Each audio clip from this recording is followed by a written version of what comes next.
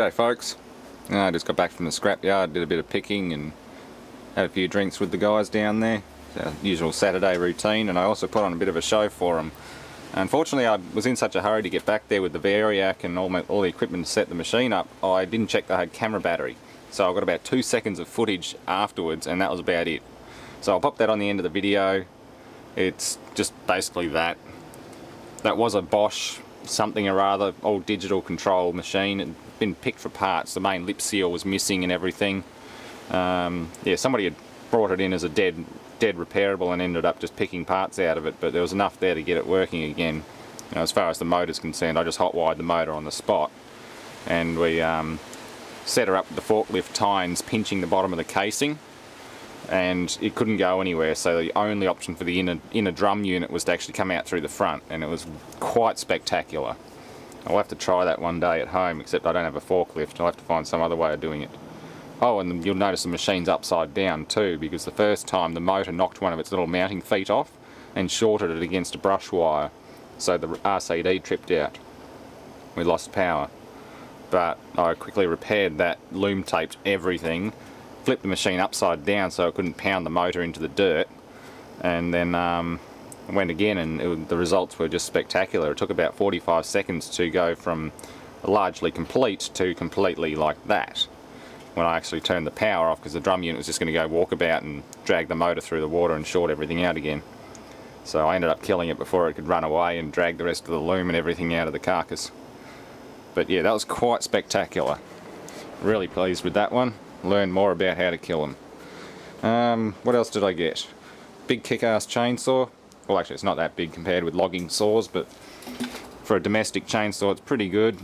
Found most of the parts of the pull starter apart from a friction washer or a spring for something on there and the circlip. There's a backing plate for it. There's no top cowling for airflow. That looks like it's been missing since before it ended up at the junkyard. It's probably been missing. Oh, then again, the screw thread's fairly recent, but I couldn't find it in the pile. Same with the caps for the oil and fuel reservoirs. They were both missing as well, which is unfortunate because otherwise it'd be a complete saw and it'd be workable. Or repairable anyway. It's a Canadian made one. Made in Canada by Power Machinery, Vancouver. Division of Bristol Aero Industries. So it's made partly by Bristol. Not a bad looking unit. Nice and tough, heavy duty. It's got a reduced, I'm guessing it's reduced speed drive down there, more torque. There's engine crankshaft parallel there, there's another step gear or something, and then there's the main chain drive sprocket. So, don't know what's going on in there, we'll find out one day. Done a little work on the Copeland compressor, that's set up for better vacuum experiments. I've got an accumulator to just trap any oil or water that I might get out of something.